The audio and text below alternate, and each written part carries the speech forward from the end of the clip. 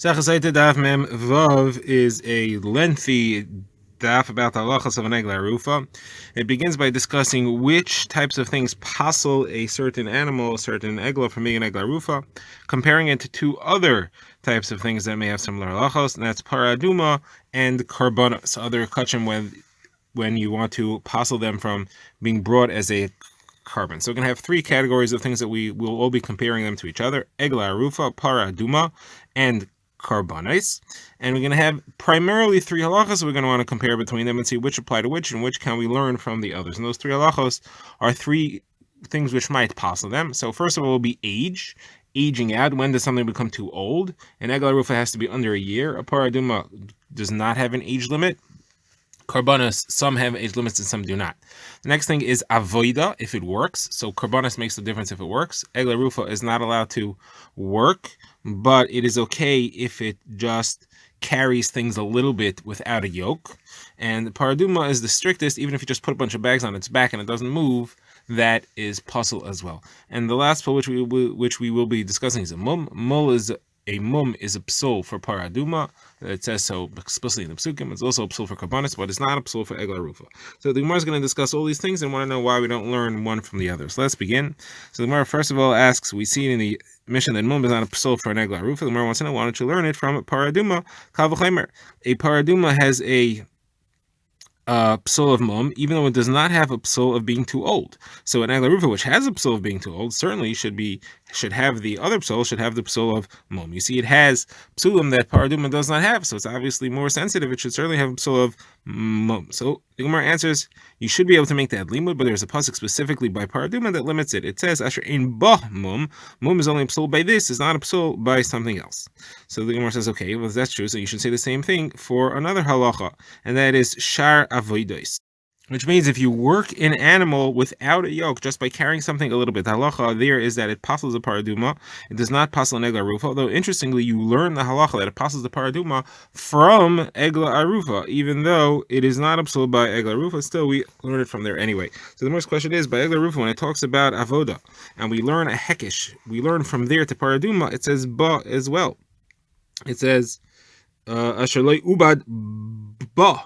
It says that you didn't work in it, so that should limit that halacha to egla rufa and not to paraduma. How can we learn it to paraduma? Now, the one's going to ask later, how could you learn it from egla rufa at all? By egla rufa, it's not a mum, it's not a psul, and by paraduma it is. But that'll be discussed later. But for now, we're learning that a shar avodas, this is called, is a psul by paraduma from egla rufa. How could you if it says ba, and ba limits it to just this and not anything else? So the Gemara answers because it says oh, and there's a gzer shava, it says oh in both places, and therefore links the two, and that overrides the ba.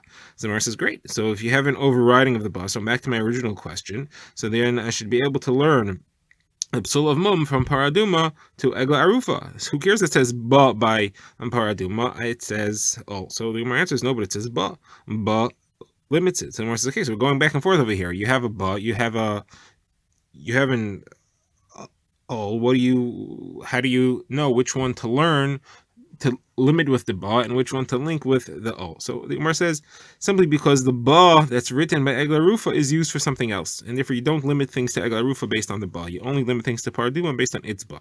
What's the ba of egla rufa for? That's to limit that you don't learn to karbonis from egla rufa that avoida is a psul. It says that avoida is a psul by egla rufa. It says, but it's ba, it's only there, and it's not anywhere else. It's not by karbonis. Now, why should I think that it is? What would be the reason to learn from egla rufa to karbonis that being worked is a psul? Somebody says there's a kal v'chemer.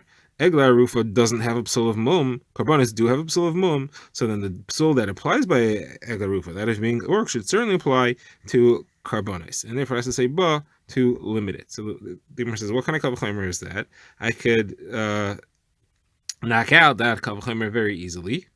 First of all, I could say that an egla rufa is different because an egla rufa has a psul of being too old.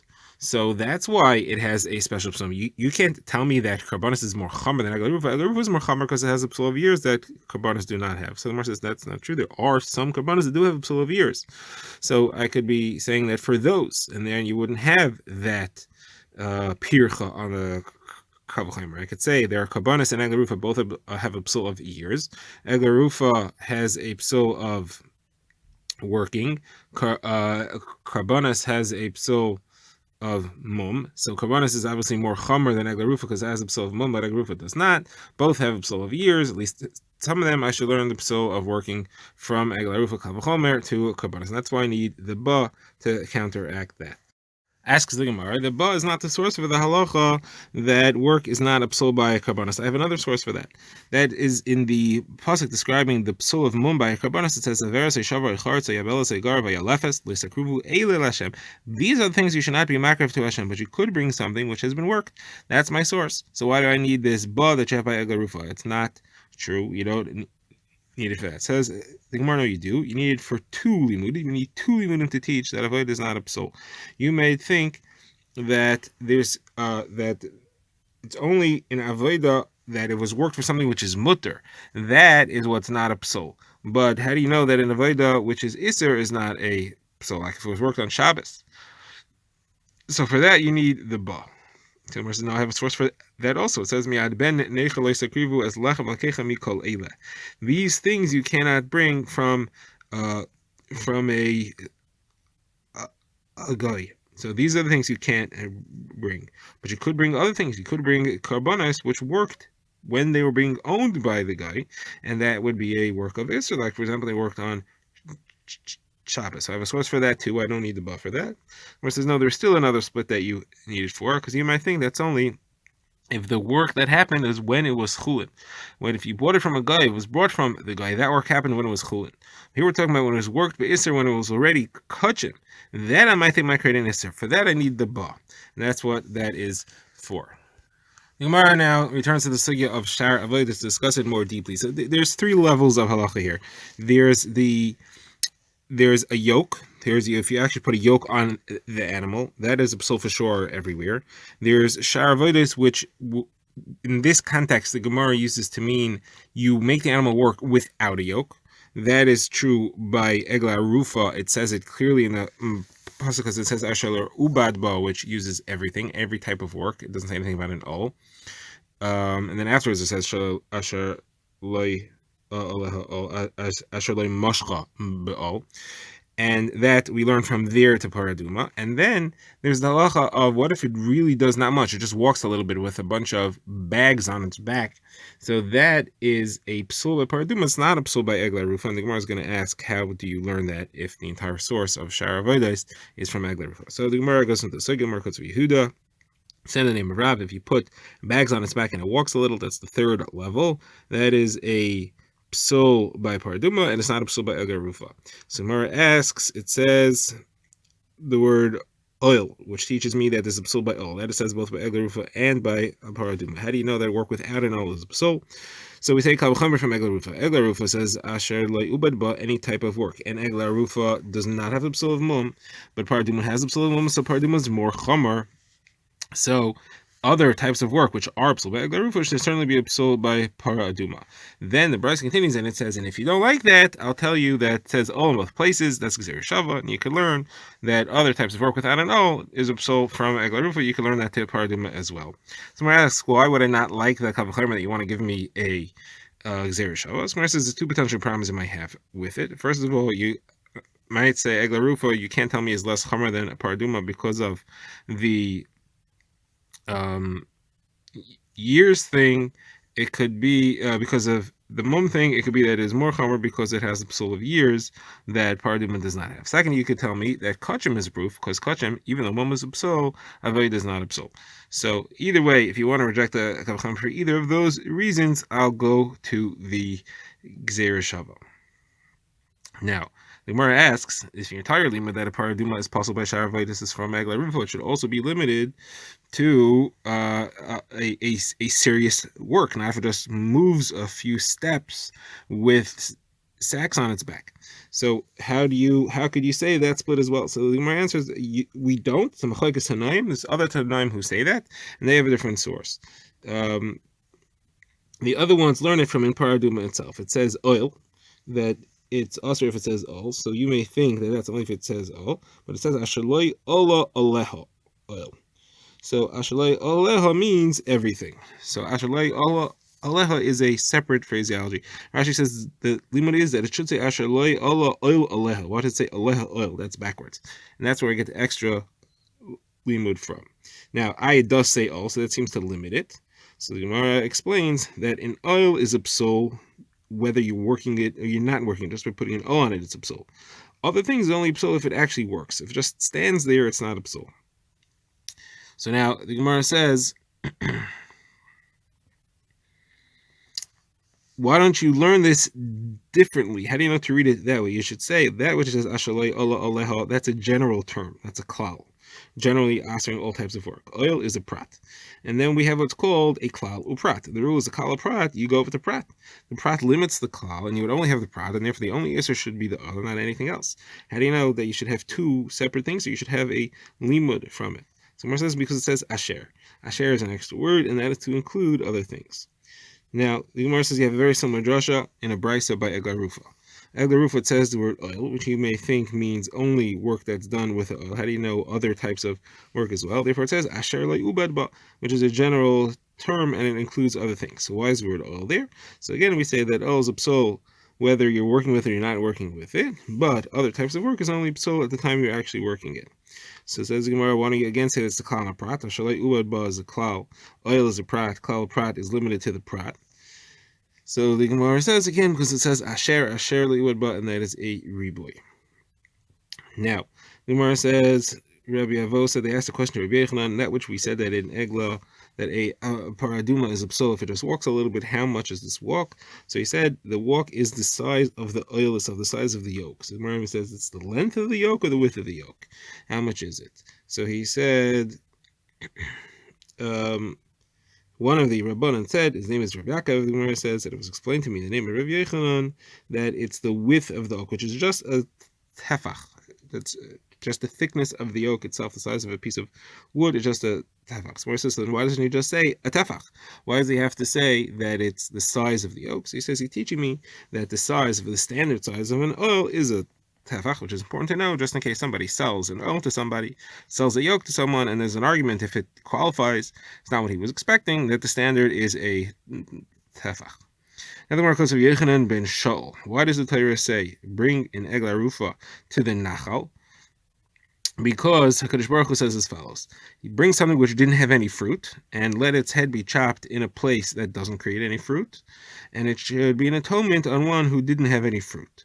Gemara says, what do you mean by fruit? So Gemara says, if you mean it had no children, so then why do you have to bring an eglah? You should bring an old or a mutilated cow that cannot have kids.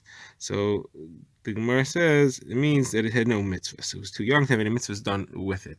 Now, fruit as far as the land, it's a barren and dry stream with the area around it cannot create any crops. Actually, machlokes Rishonim if there's a stream there or not, or if it just means a dry valley. So now the Gemara refers back to the Mishnah where we had mentioned that it's a Nachal Eson. So again, Rashi learns that it's just a valley. The Rambam learns that it's a stream. But either way, Eson, the Mishnah said means kasha, means that it's hard and it cannot bear any fruit. So the Gemara says, how do you know that Eson means hard? The Gemara quotes a pasuk. It says, Eson Moshevecha v'sim basala kinecha. You live in an Eson and your nest is in the rocks.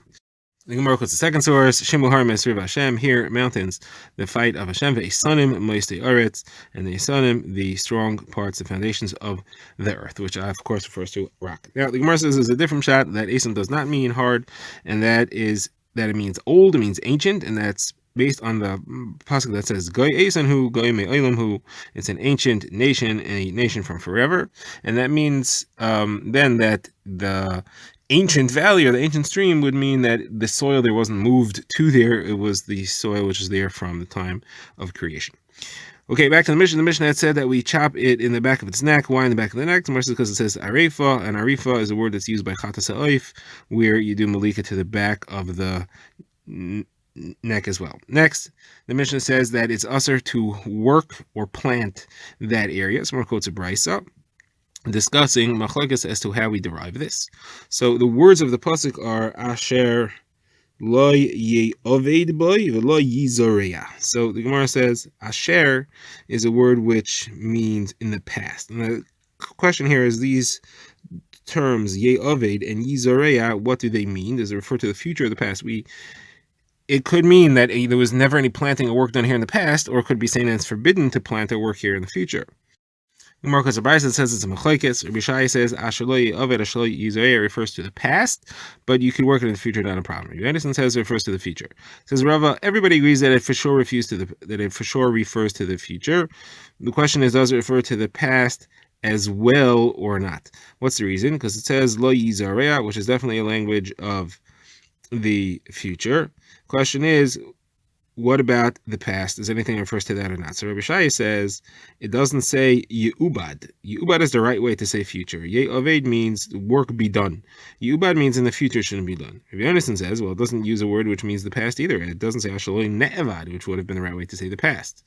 So therefore, it's not using the right word for each of them. What do we do with that? So Rabbi Shai says, because it says Asher, that refers to the past. Asher is always a language of the past. Rabbi Yonason says Asher is used for something else. Asher is a riboy. It's something to include another halacha, which we're going to see soon.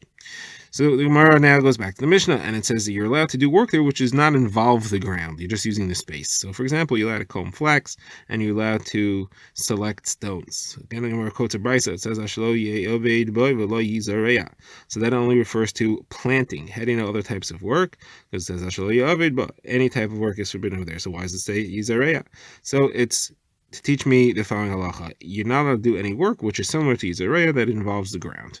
So any work which involves the ground, you're not allowed to do. Flax, combing, choosing stones doesn't involve the ground that you're allowed to do.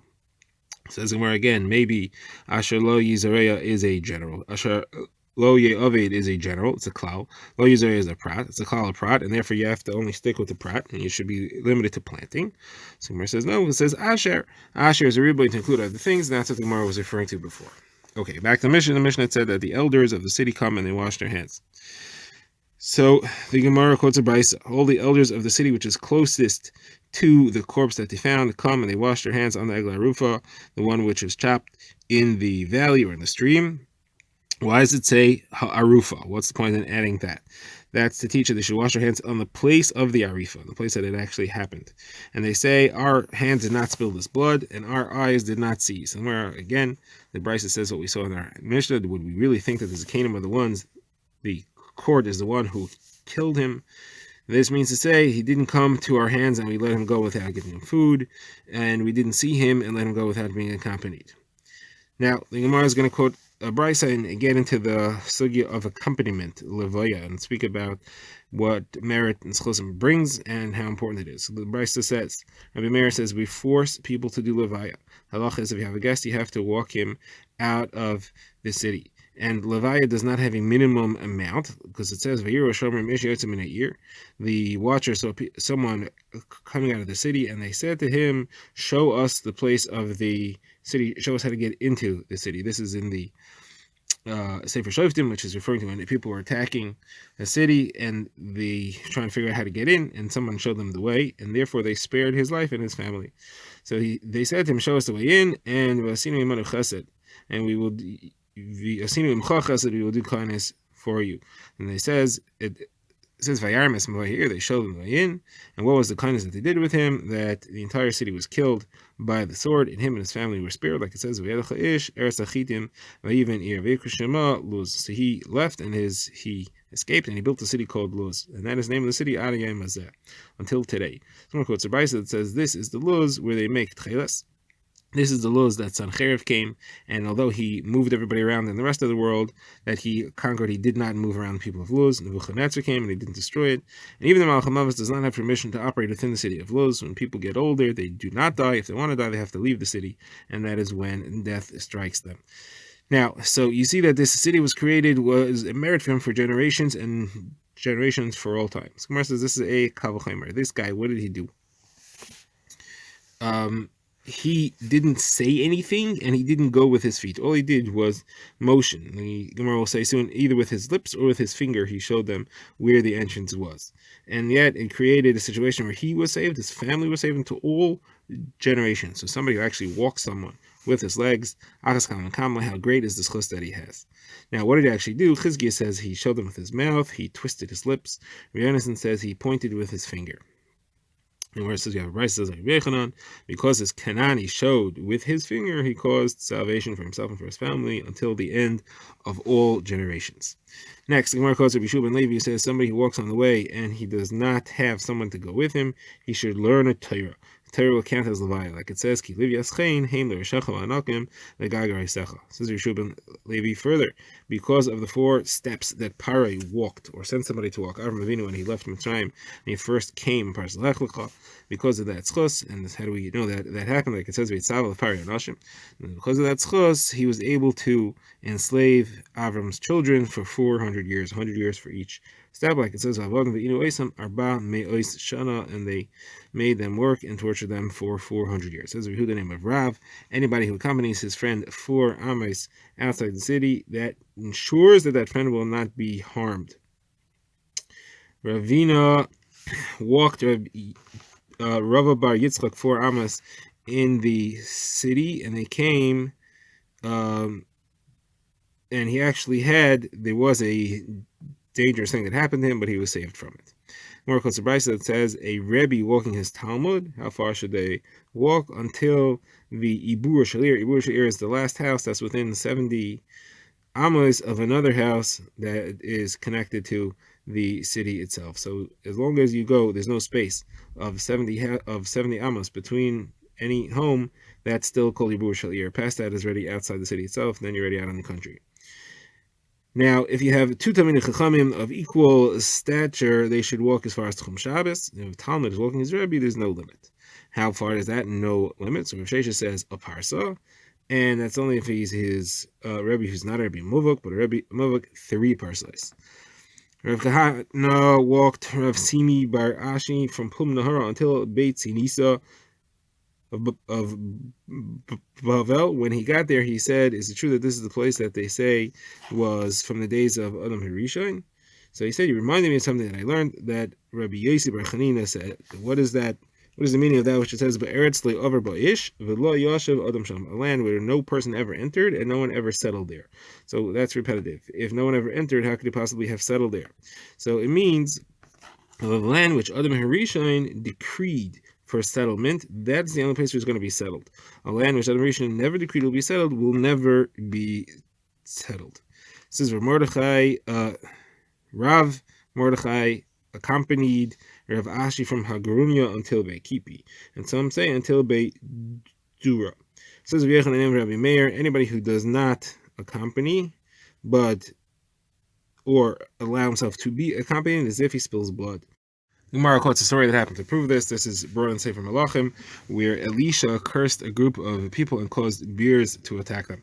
So what is the story? The Gemara quotes, it says that Elisha was in Veiskel, says Vayal Misham Veiskel V'hu Ola B'derech, and he went on the way, and in the arm Katanim Yatzum in a ear, and people that the apostle calls Na'arim Katanim, which simply means young youth. The Gemara will say it's not what it means. They chased after him and they cursed him and they said, "Get out of here, bold man! Get out of here, the bold man!"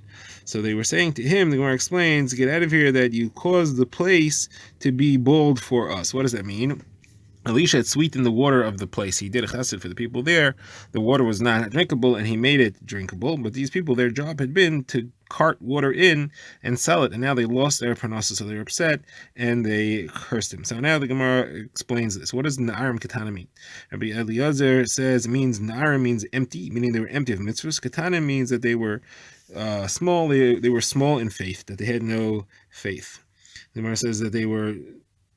We have a brisa that says that they were Na'arim, they were young, they were adults, but they treated themselves like children. Now, the Gemara asks, Rabbi Yosef asks, maybe they were called it because it's the name of the place. They were from a place called Neurin. We have something similar where it says Aram came out in troops. Aram Yotzi Gedudim Vayishu Meretz Yisrael Nar Vayishbu Meretz Yisrael Nara Katana. They captured from Meretz Yisrael Nara and Katana. Somewhere says Nara Katana. Is it a Nara or is it a Katana? Nara is a teenager. Katana is a child. Which is it?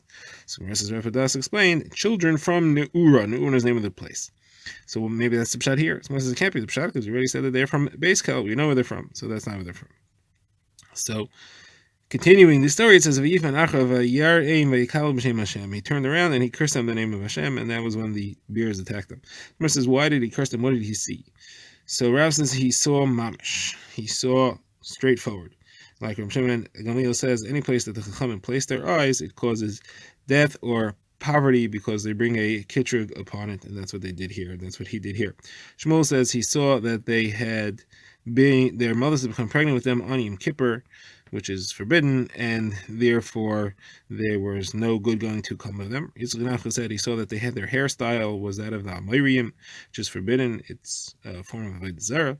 And Rebbe said he saw that they did not have a slight moisture of mitzvah. There was no mitzvah anywhere about them. Somebody says, well, what about their children? Maybe they would have done mitzvah. Rebbe also says he saw that their children to all generations would never do a mitzvah, and therefore it was worthwhile to get rid of them.